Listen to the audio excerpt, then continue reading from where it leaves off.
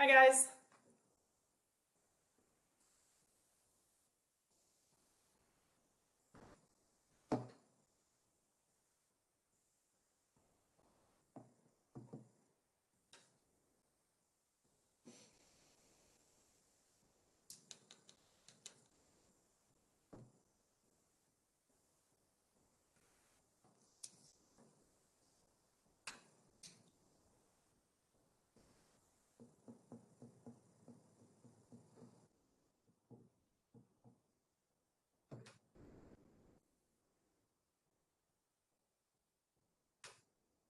All right, good morning.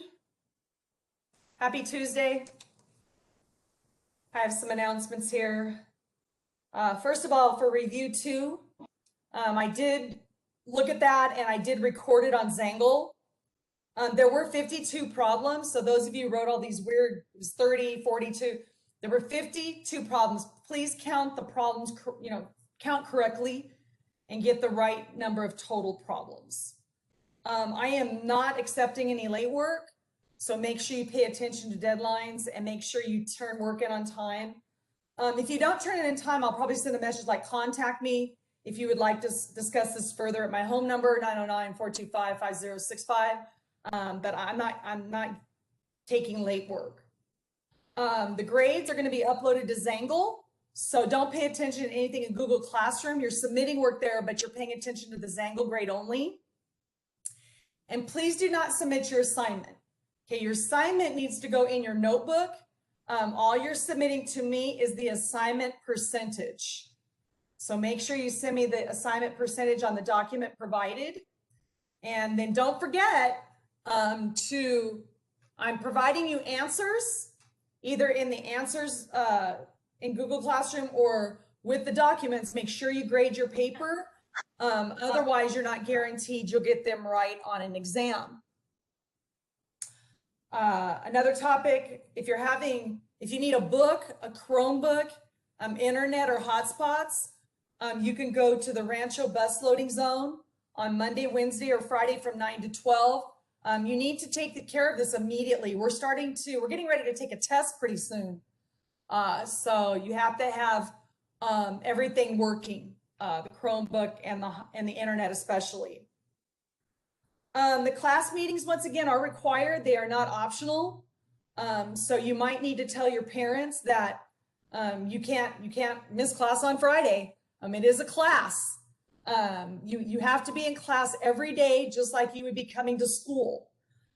So like I said, I need you to get out of bed. I need you to get off the floor. I need you to sit facing the screen. I need you to have your materials, your book, pencil, notebook, paper, assignments, calculator, pens. I need you to have all that stuff in your immediate vicinity because we are in class. And then you guys are doing pretty good with the video. Make sure you have your video on, whether we're in a class meeting or we're working in groups. There's no option this time like it was in the spring. You have to have your video on. And then last but not least, when we work in groups, try to get each other's social network stuff, Facebook, Instagram, Snapchat, whatever. Try to get to know one another and get their information because you're going to need each other. It's going to be important to work together with others. And you do realize that you can FaceTime or set up a Google Meets on your own outside of class. So if there's 3 of you that want to get together and set up a Google Meet, you can do that on your own outside of class. All right. So starting today, lesson 1-1 is due tomorrow at 11:59 p.m. Today, I'm going to finish 1-1 and I'm going to do lesson 1-2. So I'm going to be talking a lot today. Tomorrow, I'm going to give you the opportunity to ask me questions, hopefully. Lesson 1-2, when I post it's going to be due on Friday night. After that, we're going to be ready to take an exam pretty soon. So I will be talking more about it. The exam will be 1-1-1-2. It will be given on myhrw.com, and I will make sure that you know how to get there and take the exam and know all of the things you need to know about the exam. as far as studying for the exam, remember that you want to do the evaluate section online in my HRW, because that evaluate section that I'm assigning problems for, those problems look exactly like your exam. All right, so what I did the other day was I talked about domain, range, and in behavior, and I also talked about writing using 3 notations, inequality notation, set notation, and interval notation. And after 1-1, we will only be using interval notation. So if the book says, you know, write set notation, we're going to use interval notation. So after 1-1, we'll use interval notation only. So today, I'm going to finish up 1-1, and I'm going to teach 1-2, but today I'm going to start with graphing a linear function with a restricted domain, but I want to review how to graph a line. All right, so you should have learned how to graph a linear function in Algebra 1, but I'm going to go over it right now. All right, so this is a review of graphing a line.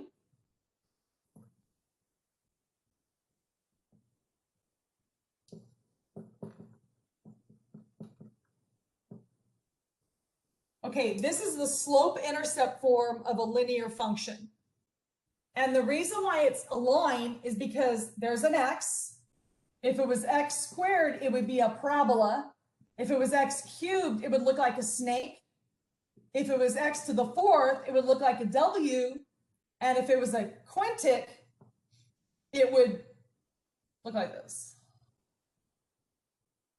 So notice the higher the power, the more turning points there are. So we're going to learn all about these functions. That's what this whole class is about. You're going to probably learn like 15 functions. But right now, we're focused on Algebra 1, slope-intercept form, which is a line. Now, if you recall, this M was the slope. And this B is the y-intercept. So for example, and I'm going to use function notation. If you had 2x minus 1, your slope, remember, is the steepness of a line. And your slope is also known as the rise, up or down, over the run, left or right. When you want to find the slope, you're going to do the change in y over the change in x, which we will look at later. So the slope, written as a fraction, would be 2/1. And the way you read it is up to right 1, up to right 1. An equivalent statement would be -2/1. So these are equal. And we read this up to right 1, up to right 1, up to right 1. Or we could say down to left 1, down to left 1, and all of those points are going to fall on the graph. Now, where is the graph? Where are we starting from? And where is the y-intercept? The y-intercept is at 0, down 1. So if we wanted to graph this,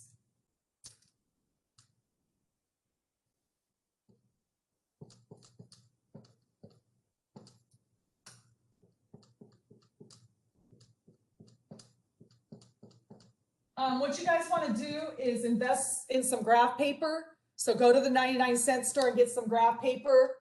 If you don't have graph paper, you're going to have a ruler, because these tick marks have to be evenly spaced if you want to get correct answers in graphs. So we're going to start at 0, down 1. So the y-intercept is the starting point. And now we can go up to right 1, up to right 1. And if you run out of room from the intercept, you could go down to left 1.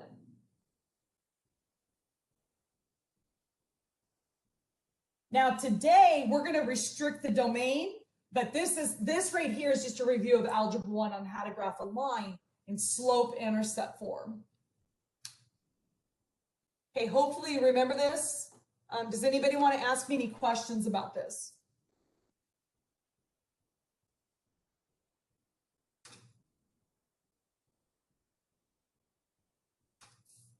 So no one has a single question about this. You know exactly what's going on.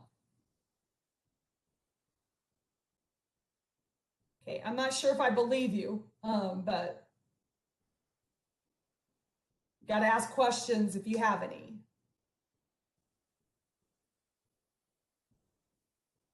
All right, let's try another problem.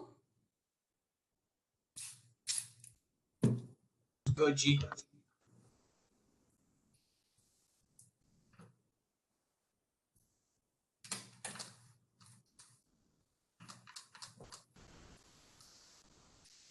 Also, on that last problem I did, the line was going up. That's because we had positive slope.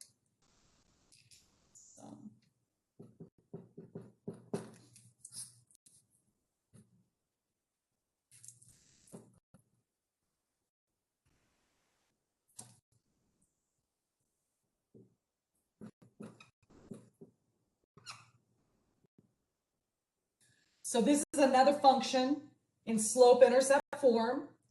And somebody asked me last period, what is a function? So let me tell you, f of x is a special notation, which means that this function passes the vertical line test.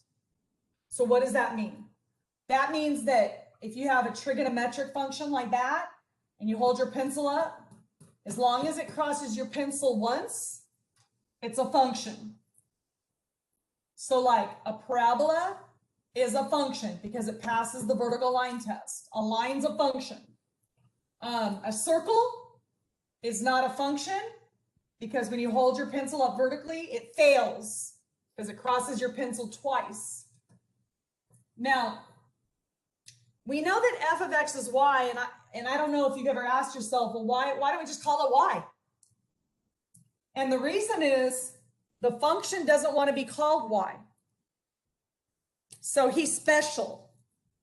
So, for example, if the president came in to our classroom, we wouldn't say, yo, Donald, what up? You know, we would say something like, good morning, Mr. President. Or we would, even if we didn't like him, you know, we would say, good morning, President Trump, out of respect. So the function, because he passes the vertical line test, wants to be called f of x. And so he's just saying, hey, I'm a function, I pass the vertical line test. All right, so if we wanted to graph this, we could write this different ways.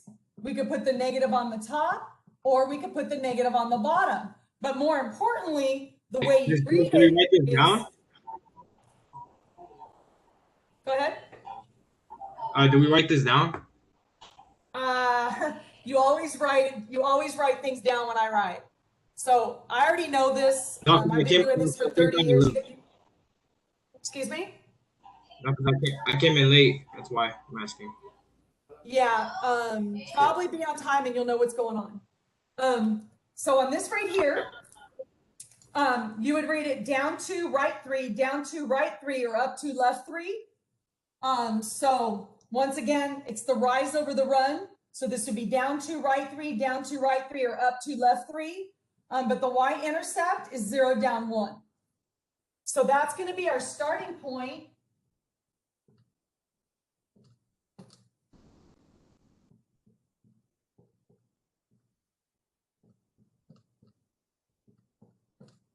So 0, down 1.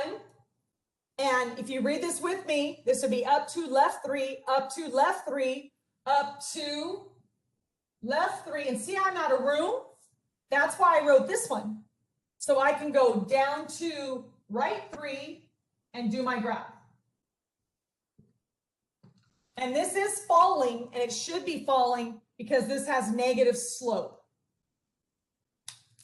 Okay, now everything I'm going over right now is Algebra 1. So we're going to need this for what I'm going to teach in Algebra 2 today. All right, does anybody want to ask me any questions about graphing a line in slope-intercept form?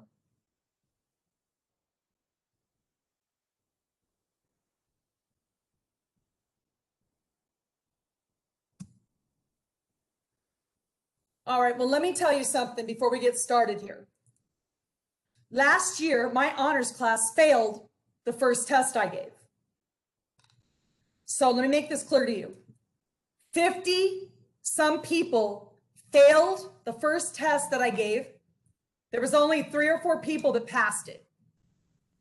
And the reason why is because nobody asked any questions. So I'm just telling you that you're going to have to let your pride down and you're going to have to ask me questions, because if you don't, you will fail my first test. And I'm not giving a retake. So last year I did, but I'm not going to this year. It's your responsibility to, if you have questions, to ask me. Okay, that's why I'm here. That's why you're here. But some of us have a lot of pride because in the past, you've never had any questions. So this might be the first time you've ever had questions. But let me assure you, the person who asks the most questions, those are my top students. So the people that ask the most questions are the ones that usually have the highest grade in the class. So I'm going to ask you again. Does anybody want to ask me any questions about this before I go on?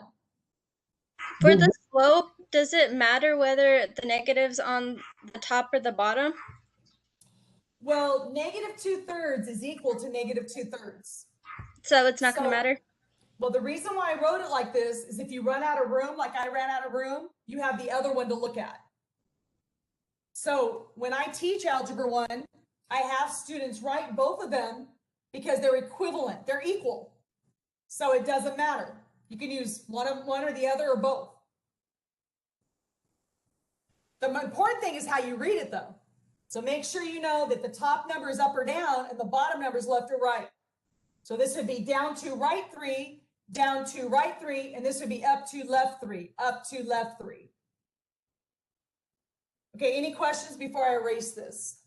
Does the y-intercept start on the y or the x-axis? Yeah. The y-intercept always starts on the y-axis. So when you read this, if you notice how I said 0 down 1. So the y-intercept is either 0 down 1, 0 down 5, 0 down 100, 0 up 3, 0 up 5, 0 up 25. So this is really an ordered pair. And it's always 0 something. So thanks for asking that. Because about 20 people are going to graph it on the x-axis and we want it on the y-axis. So thank you for bringing that up. See, that's the other thing. When you guys ask questions, it makes me think of things that, because I can't teach every single detail. So by you asking questions, we work together and it reminds me of stuff that I do have to remind you of. So thank you. Okay, any other questions about this before I erase it?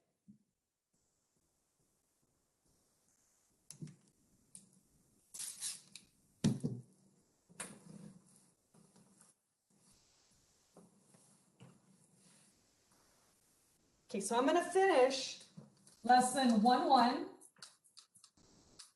And what I want to talk about right now is something that's in the Explain To in your book. And what it is graphing a linear function on a restricted domain. So many functions domain is all real numbers, like linear, quadratics, exponential. Sometimes a function may have a restricted domain. So let's take a look at this. They want you to draw a graph. And they want you to identify the range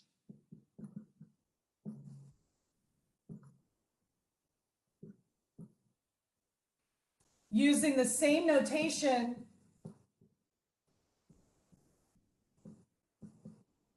as the domain. So they're going to give you the domain.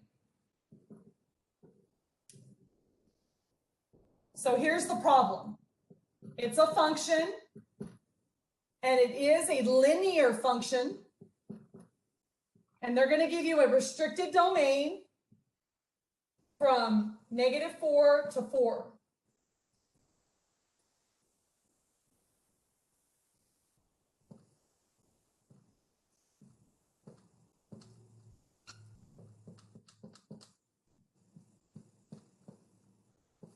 Like I said, you should use a ruler to get these tick marks evenly spaced or use graph paper. And so let's graph the line first. This little line. So the slope is going to be up 3, right 4, up 3, right 4, or we could write it like this, right? Because these are equivalent. And that means down 3, left 4, down 3, left 4. And the y-intercept is 0, up 2, 0, up 2. So we're going to start with the y-intercept, 0, up 2. And I'm kind of out of room right now to go up 3. So in this case, I'll extend this up a little bit. So from the y-intercept, we want to go up 3, 1, 2, 3, right 4. And I'm out of room. So now that's why I wrote this one. So now we're going to go down 3, left 4. And there's your line.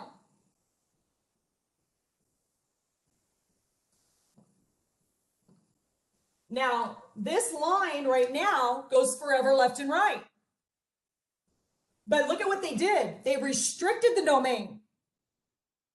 So they said, hey, at -4, you have to cut it off. So it doesn't go past -4.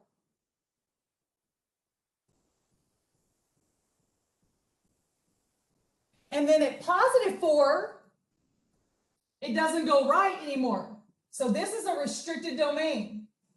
So this domain only exists between -4 and 4. You guys with me or not?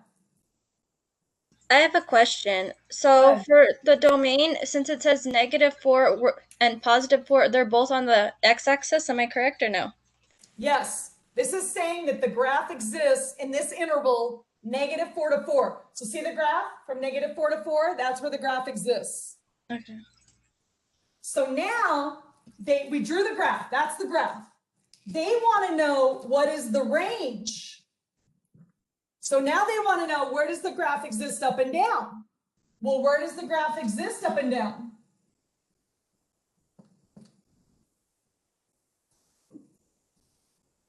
I'm listening. Where does the graph exist up and down? 5 to -1. Yep. And you're going to put the -1 on the left and the 5 on the right, and you're going to close both.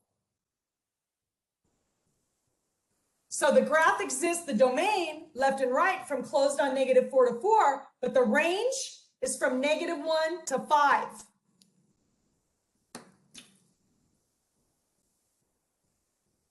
Whenever we're doing the domain and range, we just make a graph, or does it have to be only when they tell us to make a graph? Graphs are tedious, and we don't want to make a graph. So I'm going to have to show you another way, or we don't want to have to make a graph unless they tell us to, because graphs are tedious. And if you always do a graph, you may not finish an exam. So in this case, they asked us to graph, they asked us to write the range like the domain, and so that was it. Wait, why is the range -1, 5? Okay, remember the range is up and down? So don't you see the graph from here to here?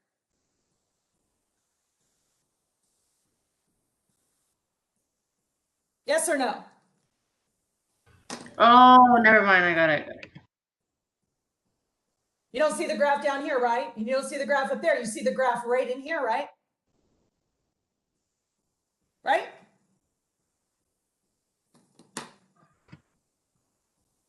Okay, do you want me to do another one of these? Yes or no? Because Yes, if you don't please. want to see it, I'm not going to do it. Okay, I don't have this in my notes, so I'm making one up.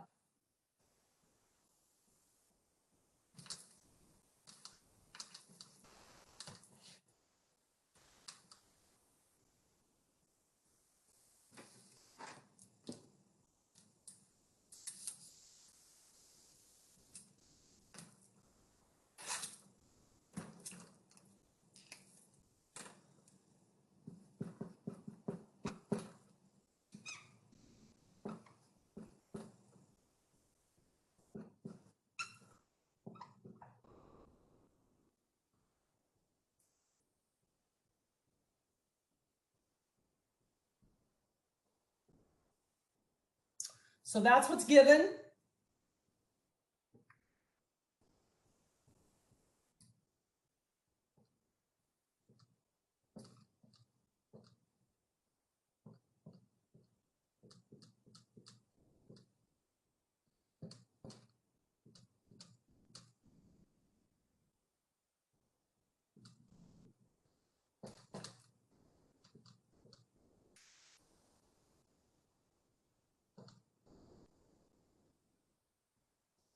So let's look at the slope. How do you write -3 as a fraction? -3/1. And the way you read that is down 3, right 1. Down 3, right 1. What's another way to write this? 3/-1, right? So that would mean up 3, left 1, up 3, left 1. And the y-intercept is 0, up 2. So that's going to be our y-intercept. And now we graph the line. So I have no room to go up 3, so I'm not going to use that. Means this one, down 3, right 1, down 3, right 1, down 3 from the y-intercept, 1, 2, 3, right 1, down 3, 1, 2, 3, right 1. This is a very steep line.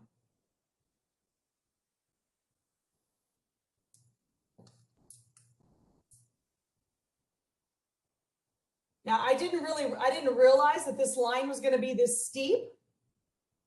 And so I'm going to change the domain from 0 to something else.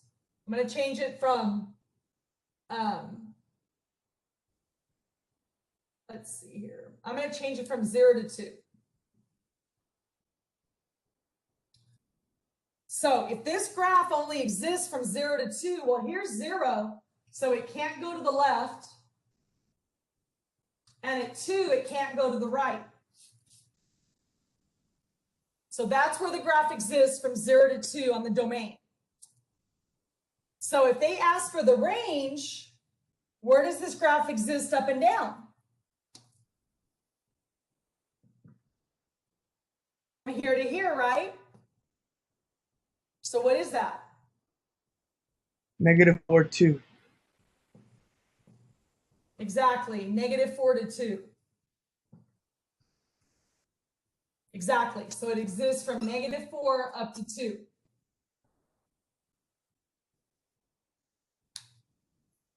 Okay, are there any questions before we go on?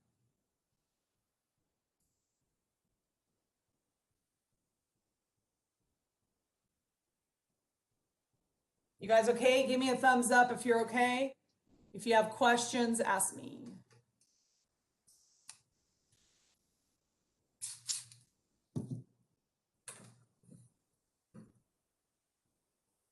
Okay, the next thing I teach in 1-1, it's going to be modeling a real life problem. I did not put this on the test. So what I'm going to teach right now, you do have to do problems in your assignment, but I did not include it on the exam.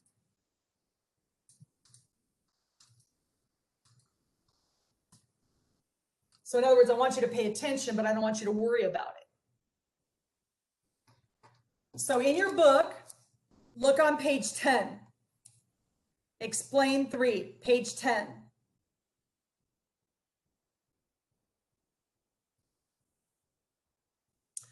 And what I'm looking at is where it says modeling with a linear function. Give me a thumbs up if you see it. Okay. So when a real world situation involves a constant rate of change, a linear function is a reasonable model for the situation. So constant rate of change means slope. So that's why they're saying that a linear function would be what you want to use to model. So in this problem, it says, write a function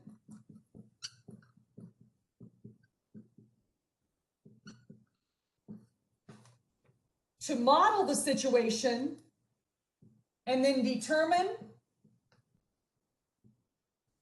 the domain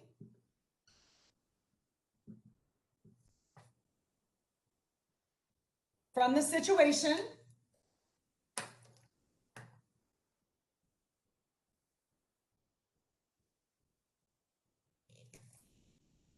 they want you to graph it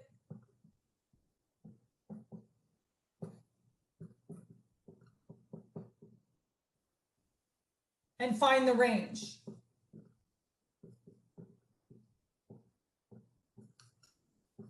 So there's a bunch of stuff here. They want us to write a function. They want us to determine the domain. They want us to graph it, and they want us to find the range. So here's the problem. Joyce jogs at a rate of 1 mile every 10 minutes for a total of 40 minutes. use inequalities, and we're not going to use inequalities. We're going to use interval notation. We're going to use interval notation for the domain and range of the function that models the situation. So let me just, one question that students ask me is, Ms. Birch, when are we ever going to use this? When are we ever going to use this in real life? And I think it's a valid question, and I'm going to give you the answer. A lot of what we do in Algebra 2, we're not going to use in real life. You need it for calculus. So if you plan on getting a job that requires a degree, like engineering, aeronautics, any job that has to do with science, you're going to have to be able to do calculus possibly. And if you don't know Algebra 2 is what drives the calculus. So that's the answer, is that you're not going to use Algebra 2 every day in your life, but you need it for the higher level math classes, because if you don't know it for the higher level math classes, you're not going to be able to land the jobs you want. So in this particular case, this is a real life problem, but we're not going to always be able to do real life problems because they don't apply. Some of what we do is just learning skills for calculus. All right, so in this problem, when you read this, this matches the distance formula. And I don't know if you ever use the distance formula, but this is a very famous formula. So this is distance in terms of time. And this R is the rate, and T is time. Now, how did I know to use that? This problem modeled the distance formula. So sometimes they'll give you a formula. Other times you have to, look them up. So let me show you the graph here. So you always want to label your axes. So this is going to be time in minutes. And this is going to be distance in miles.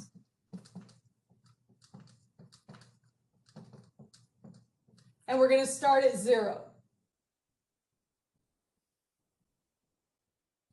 Now, some advertisers, they don't start at 0 because they want you to buy something. They're trying to deceive you with their graphs. So I'm not trying to deceive you. So let's label this. I'm going to label it 5, 10, 15, 20, 25, 30, 35, 40. And I'm going to label the y-axis 1, 2, 3, 4. So I'm ready to graph. Let's take a look at this. So they ask us to write a function. So our function, it's saying that she jogs at a rate of 1 mile every 10 minutes.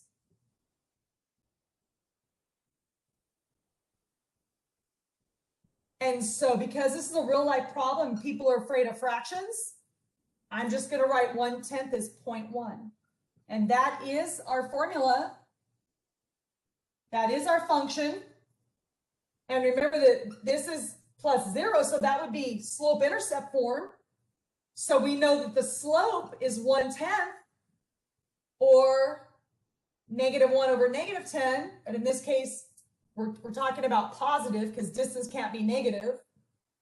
And the intercept is 0, 0. So I'm going to graph this. So I'm going to go up 1, right 10, up 1, right 10, up 1, right 10, and up 1, right 10.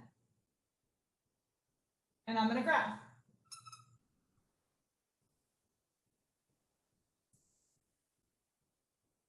So I did the graph, I did the function, and now they want the domain and range. All right. Where does this graph exist left and right? Go ahead, tell me, from 0 to what? It's going to be positive. 40. 0 to 40. And where's the range? It's from here to here, right? 0 So to what 4. is that? 0 to 4. Yep, 0 to 4.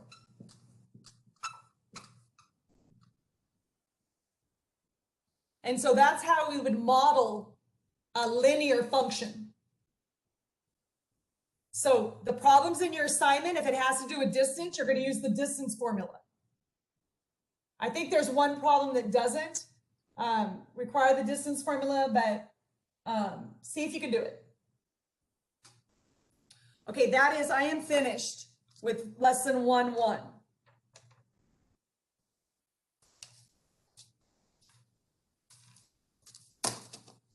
All right, any questions about anything on the board?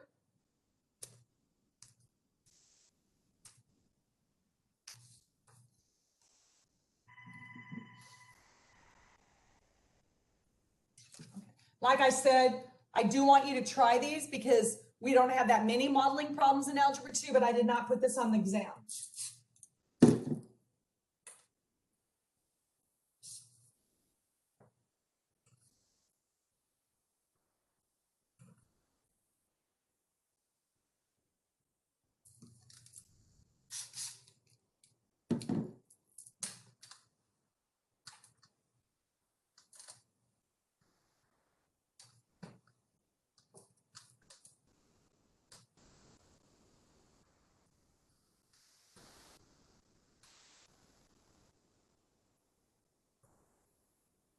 All right, I'm sorry about all the talking I'm going to do today, but it's hard the way they set this up.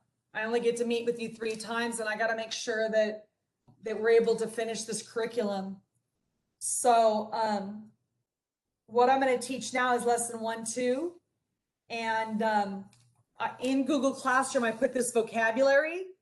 So what I'm going to do is I'm going to go through this vocabulary quickly, and then you can look it up. I did put in Google Classroom, but you need to know this vocabulary.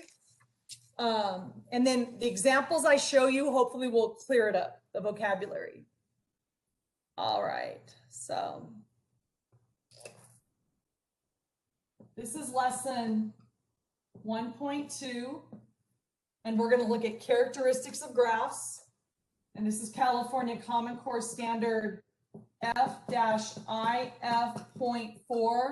And we're going to do the Explore together, but not now because I'm going to save it till the end. I'm going to do it a little better than what they showed in the book. But here's all your vocabulary words. All right, so the first word is positive.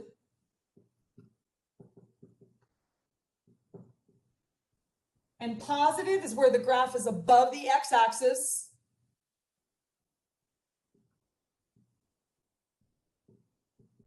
Negative is where the graph is below the x-axis.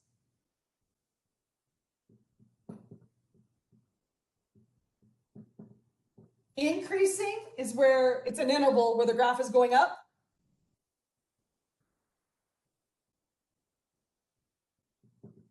Decreasing is where the graph is going down.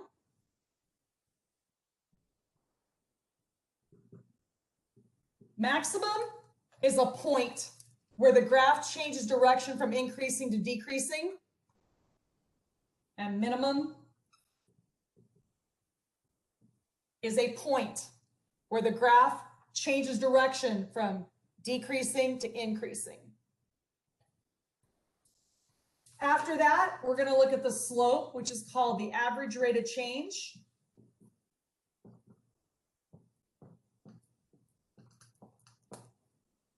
And I already showed you that. It's m is equal to y sub 2 minus y sub 1 over x sub 2 minus x sub 1. And then we're going to look at the zeros of a function. And not in that order either. I'm going to switch those. So those are all your vocabulary words. Make sure you know them. This is all section 1-2, lesson 1-2. All right, let's look at an example where we're going to do this, okay?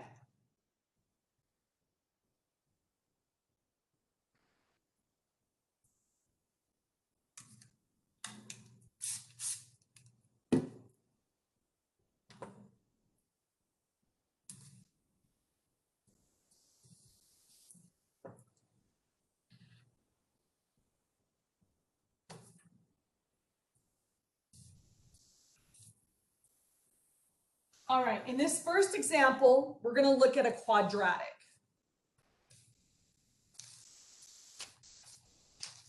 And if you notice, there's some things in the book I'm not going to teach. So if you saw things about scatter plots and regressions, we're not doing that. The district doesn't want us to teach it, so we'll be skipping that. Okay? All right, so let me put the graph over here.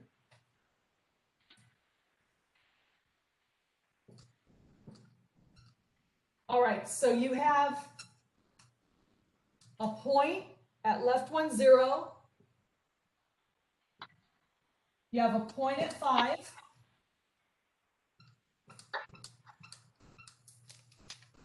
Keep picking up the same pen. Doesn't work.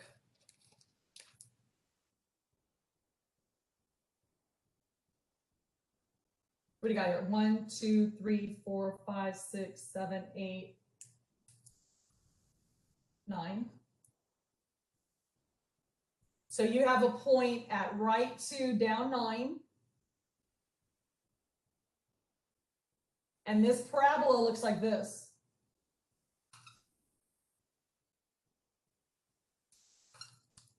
Now this doesn't go straight up. It goes to the left forever. So it goes up forever, but it goes left forever. That one goes to the right forever. All right, so if we wanted to write down the characteristics of this graph, we would start with the domain, range, and end behavior. And like I said, we're using interval notation. So what is the domain of that? Where does the graph exist, left and right?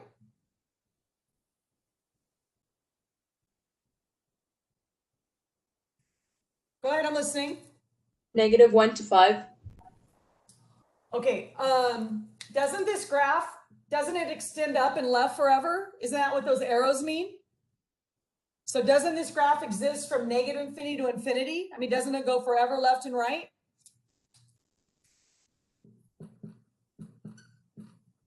Okay, what about the range? So this graph only exists from there up. So how do you represent from there up?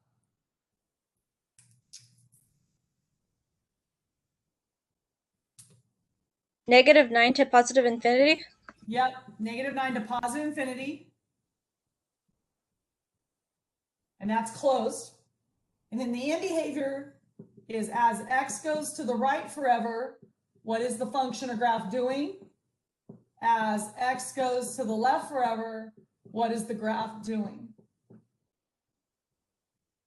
Okay, so as you walk to the right forever on the x-axis, what's the graph doing? What's it doing at the end? F5. Oh, It's going up forever, isn't it? It doesn't stop at 5. It goes forever, right? See that? See that arrow? That means it's going up forever through the ceiling and it's going to the right forever. It doesn't stop at 5. It goes up and right forever. So it's going up and right forever. And what's happening when you walk to the left? Like when you walk over here, what's happening over here? Up and to the left.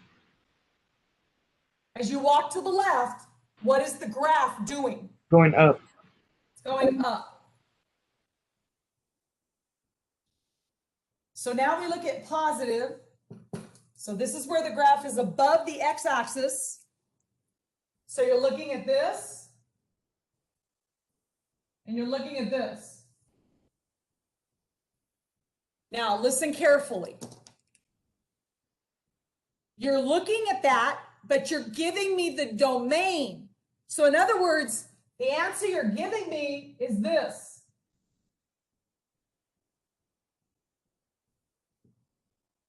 Because isn't that where the graph exists for the domain? So don't you see the graph above from negative infinity to -1?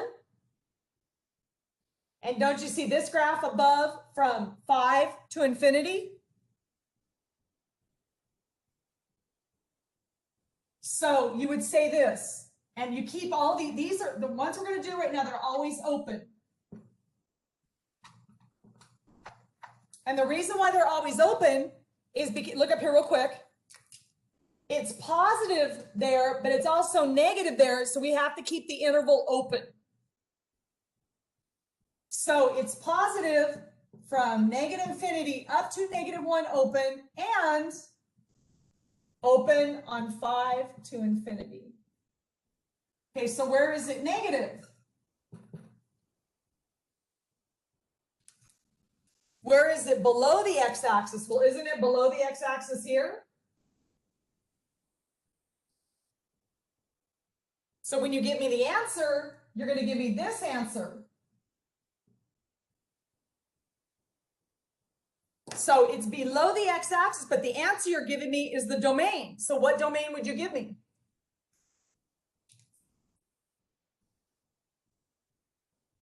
-1 and 5. -1 up to 5, right? These aren't ordered pairs. These are intervals. Okay, now increasing and decreasing. Increasing is where the graph's going up. So isn't the graph going up from here to there? But you're going to give me the domain, though, where it's going up. So the graph is going up from here to there. But the domain would be what? Open on 2 to the right. And it's decreasing from negative infinity up to 2. Okay, go ahead. All of these guys right here, you guys, are always open. Okay, go ahead. Any questions right now? There should be lots of questions because there's a whole bunch of people that are confused. Wait, where did it come from? Is that the, wait, yeah, where did the 2 come from? In here, right? Isn't that a 2? So isn't the graph increasing from 2 to infinity this way? And isn't it decreasing from negative infinity to 2? Negative infinity to 2?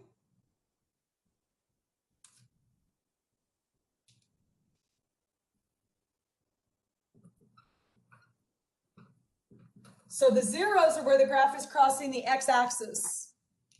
And this is written as a solution set. So the solutions would be -1 and 5. So that's where the graph is crossing the x-axis. And next is the rate of change. I'm going to do it over here.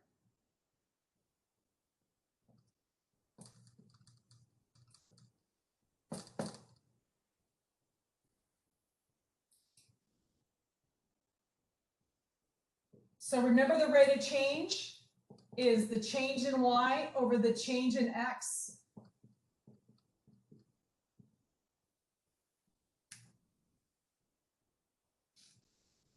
And they're going to have to tell you, remember, rate of change is slope. They're going to have to give you an interval. So they could say something like this. They could say from x equals 2 to 5, what is the slope? So if they're asking for the slope from here to there, from 2 to 5, you have to pick 2 points in that interval. Now, from 2 to 5, I'm going to pick nice points. So I'm going to pick right 2, down 9. And I'm going to pick right 5, 0. Now, you can pick any points you want in that interval. But it was just that we can't see the points clearly. But there's infinite points you could pick. So I picked right 2, down 9, and I picked right 5, 0 from 2 to 5. And now we're going to find the slope in that interval. So this would be -9. This is y sub x sub 1, y sub 1, x sub 2, y sub 2. So it would be -9 minus 0, right? Over 2 minus 5,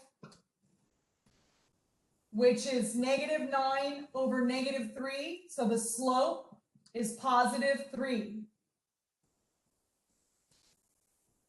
Because a negative divided by negative is a positive.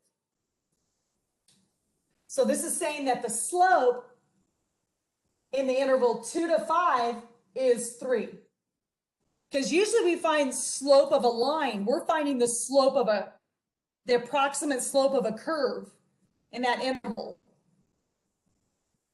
In calculus, you'll find out what a derivative is. And you'll be able to take the derivative of any 2 points on a curve. That we didn't do in Algebra 1. That we're not going to do in Algebra 2. So when we find the slope, we're finding slope of a line. In calculus, you'll be able to find the slope of any 2 points on a curve. All right, go ahead. There should be a lot of questions. And let me just tell you, like I told you, a lot of people failed this first test. And it was all because they didn't ask questions. So life is about choices. Either ask me questions or you're going to run into trouble. So I'm just warning you. You don't want to be silent right now. You want to ask questions to make sure you know what you're doing.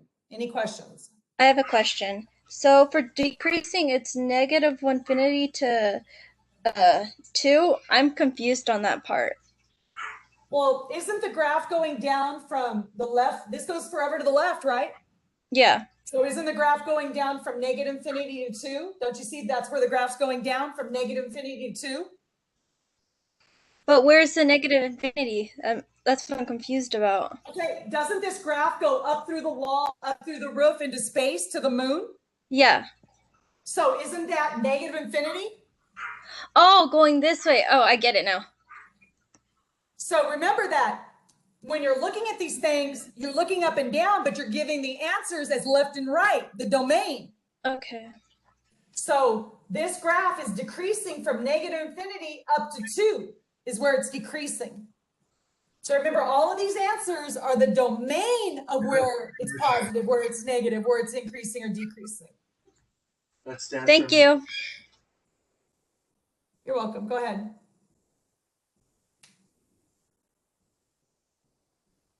Go ahead, I'm listening.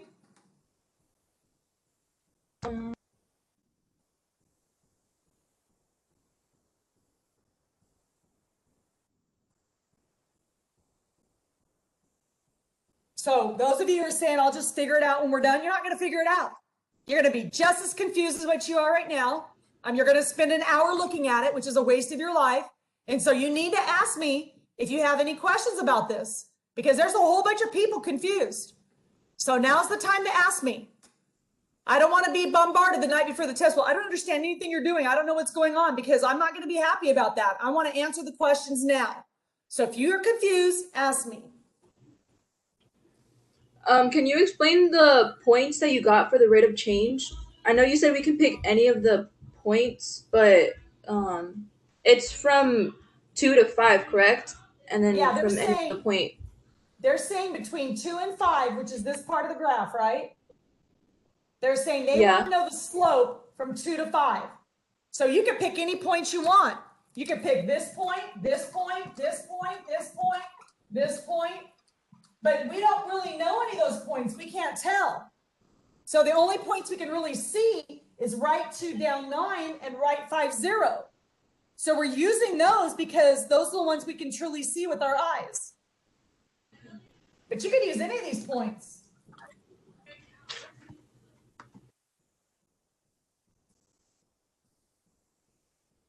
And you're looking left and right, right? From 2 to 5? 2 to 5?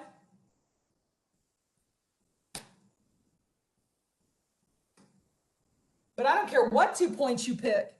You can pick any 2 points, and it's going to be really super close to 3.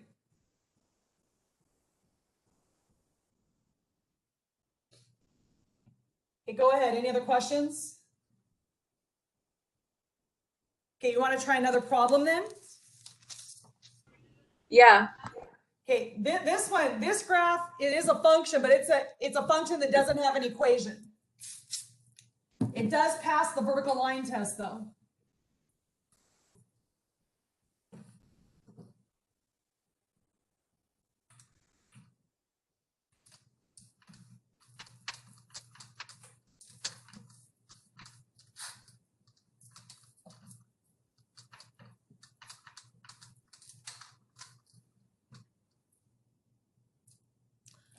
All right, let me draw the graph first.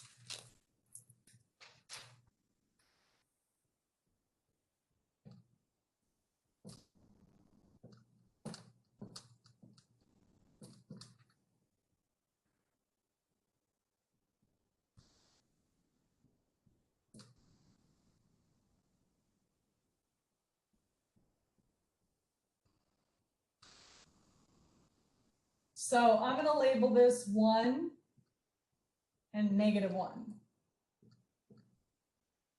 So there's a point at 0 down 1. There's a point at right 2 up 1. There's a point at 4, right 4 down 1. There's a point at right 6 up 1. There's a point at right 8 down 1. There's a point at right 10 up 1. And there's a point at 11, 0. So the graph looks like this.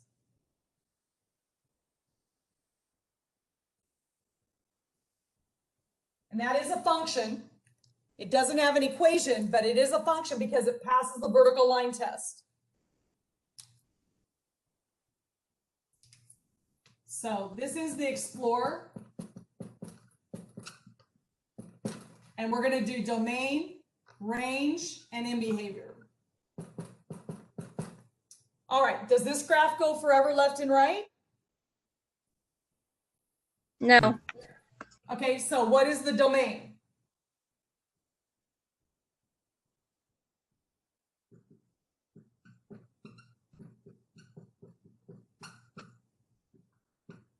Go ahead, I'm listening.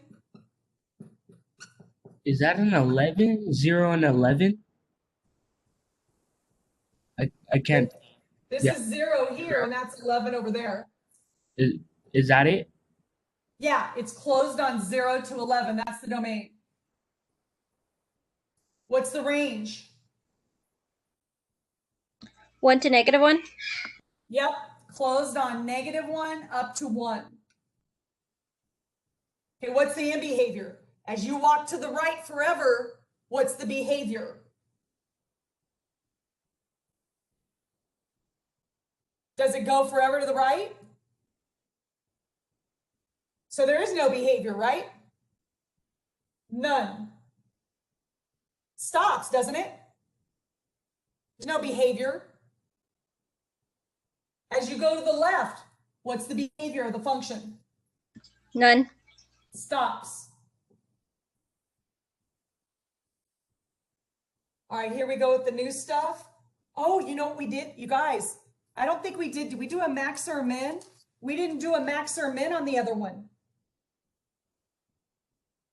Okay, okay, let me stop for a minute. Go back to the other one real quick. Let's look at a max and a min. I'm sorry.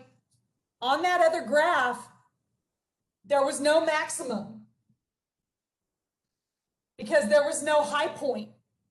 But there was a low point where it changed directions from decreasing to increasing. And so this is how you'd write it. You would say there's a minimum of the y value at x equals 2. So it's a fancy way of writing an ordered pair. So remember the lowest point? That was a minimum.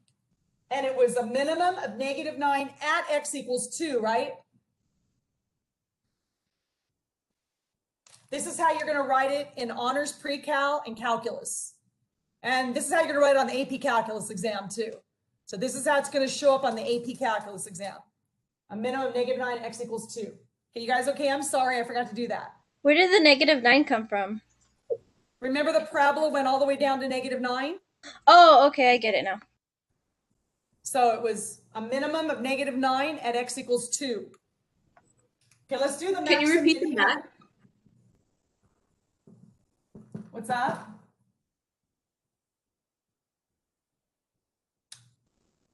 What's that? Why is the max none? Because there was no high point. The parabola went like this, didn't it? There was only a low point. There was no high point. Remember, the definition of a maximum, it's a point where the graph changes direction from increasing to decreasing. There's no point where it goes from increasing to decreasing. There's only a point where it goes from decreasing to increasing. This is a minimum.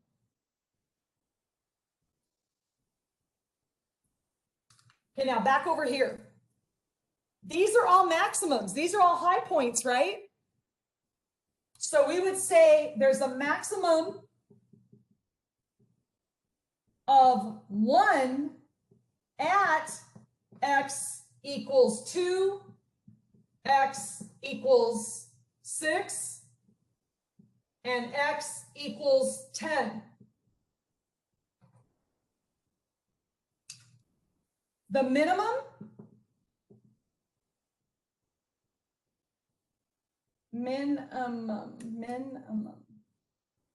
there's minimums of -1 where at x equals 0, x equals 4, and x equals 8.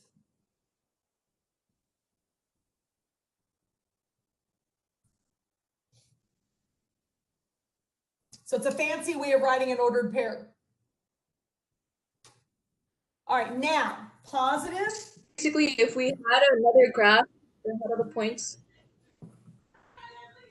Say it again. So we have to label down all the points at the maximum when we're writing it. Yeah. There's 4 of them, right?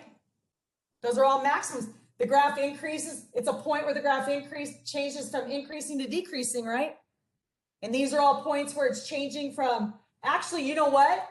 This wouldn't be a minimum because it's not changing direction. It stops. So this doesn't fit the definition. So at 0, that does not fit the definition. That's an error. It does not change direction. I got to erase that. So that's not true. And I got to tell the other Algebra 2 class that. So x equals 0 is not 1 because it doesn't fit the definition.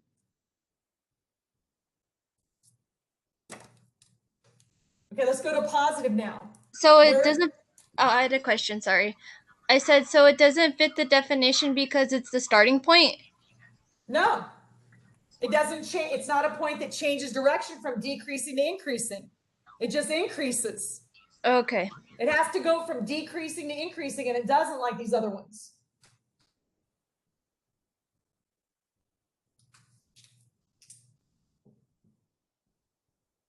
You guys okay?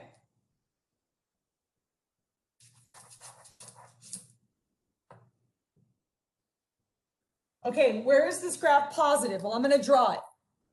It's positive here. It's positive here. It's positive here.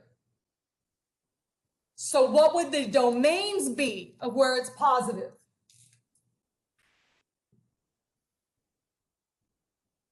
One to 11. Because it doesn't include 4. It doesn't include 8.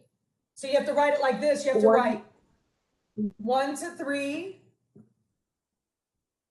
5 to 7, 9 to 11, open. Right? And where is it negative?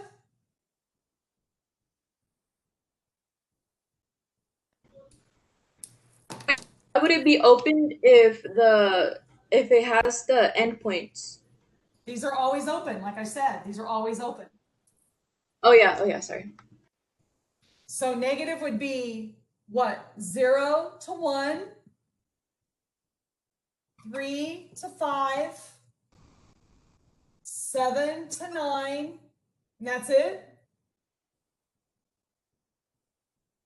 Okay, where is the graph increasing? The graph is increasing here, here, here, but what is the domain where it's increasing? So it's increasing from open to 0 to 2, open from 4 to 6, open from 8 to 10. Where is it decreasing? It's decreasing here, here, and there. So what would those intervals be? 2 to 4. 6 to 8. 6 to 8. And what, 10 to 11?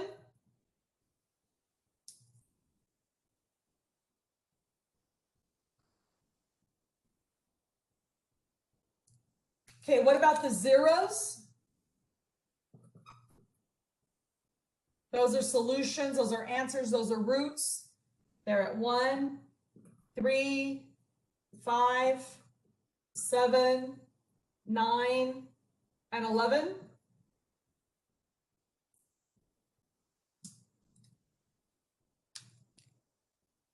And now I'm going to erase this. We're going to do the slope or the rate of change. They're going to write it a little bit different sometimes. So you may see it like this. They want to know the rate of change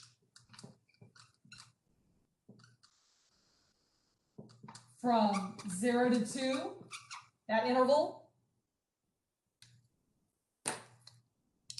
So remember the slope formula is y sub 2 minus y sub 1 over x sub 2 minus x sub 1.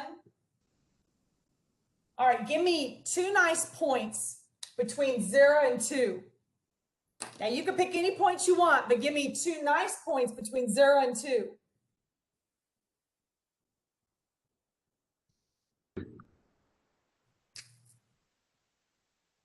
Sometime this year. Give me 2 nice points between 0 and 2.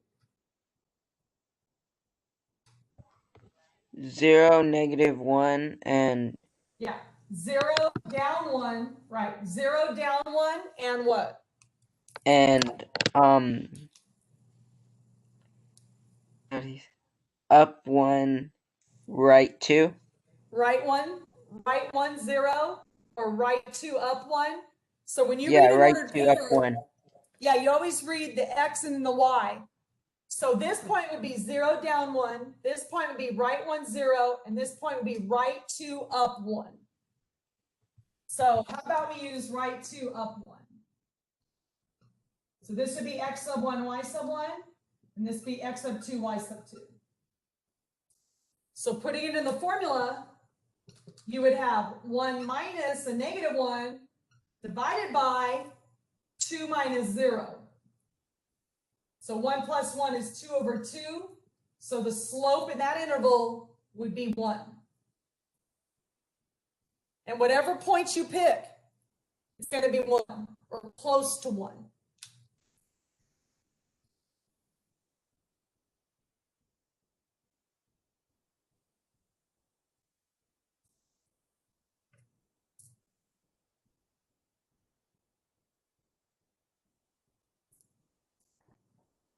All right, questions about this problem?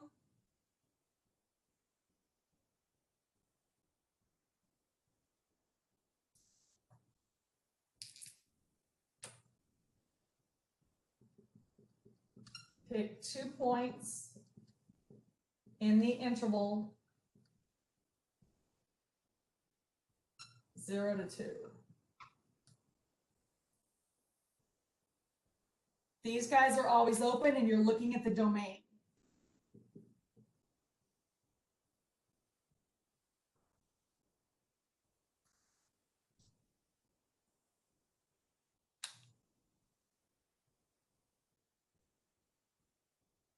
Does anybody want to ask me any questions about this?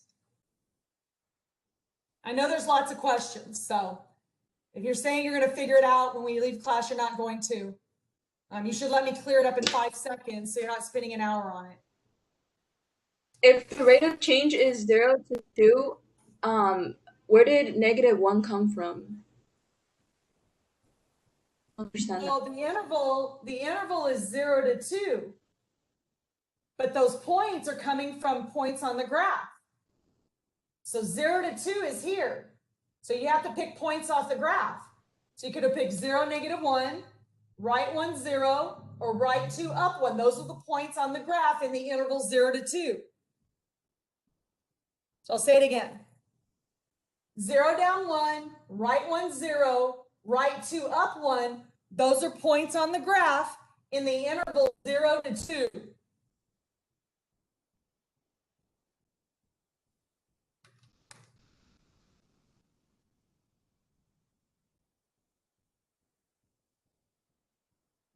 Okay, anybody want to ask me about anything?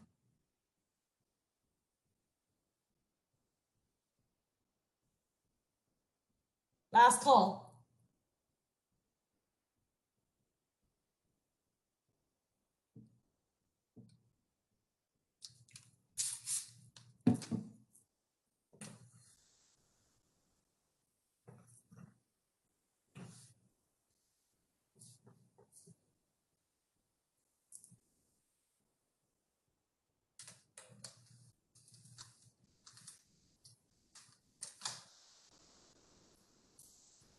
Okay, I want to look at one more graph, just part of it. Because supposedly you looked at exponential growth and decay in Algebra 1. So exponential growth looks like this.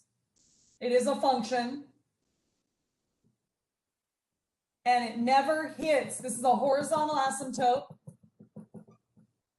which is a line that the graph indefinitely approaches but never hits it. So in other words, this graph gets infinitely close to 0, but it never touches it. Infinitely. So if I asked you to find the domain on this, what would the domain be?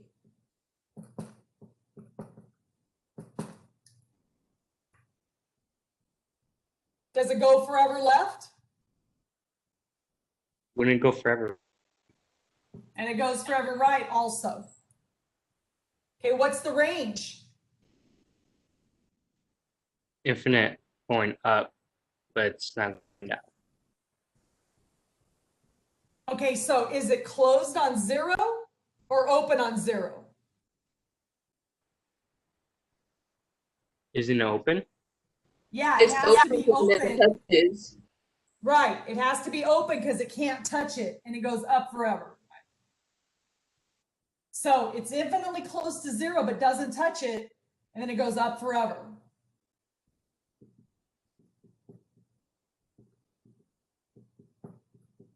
What about the end behavior? As you go to the right forever, what's the graph doing? Positive. Up. It's going up. infinity. Yeah, it's going up. And as you go to the left forever, what's the graph doing? Going to 0? Yes. So we're doing some calculus here. Yeah, so it's approaching 0. So as x goes to infinity, the graph is going up forever. As x approaches negative infinity, it's approaching 0 indefinitely. All right, let's keep going on here. So a maximum, there is none. There is no minimum. What about positive? Well, everything's above the x-axis. So what would be the domain that represents the part of the graph that's positive?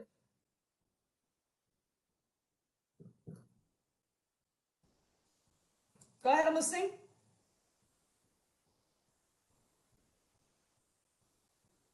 The graph exists above the x-axis, right? What is the domain where the graph exists? You guys, come on. What is the domain where the graph exists? Infinite? Forever left and forever right. All right. Where is the graph negative?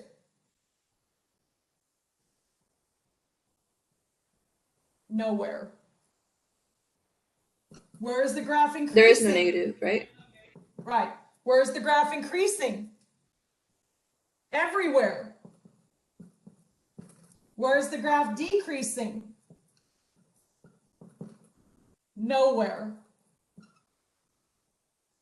You guys with me or no? And we're not going to do the rate of change, but what are the zeros? There are none. It's the empty set.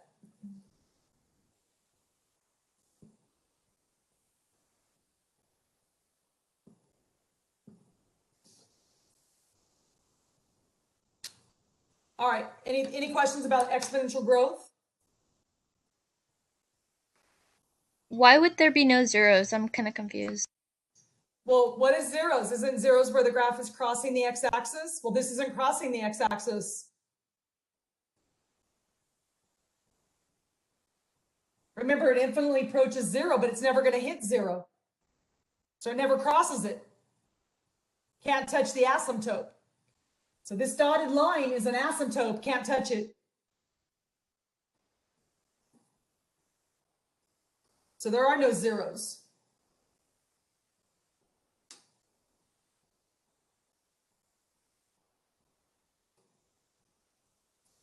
Okay, anything else?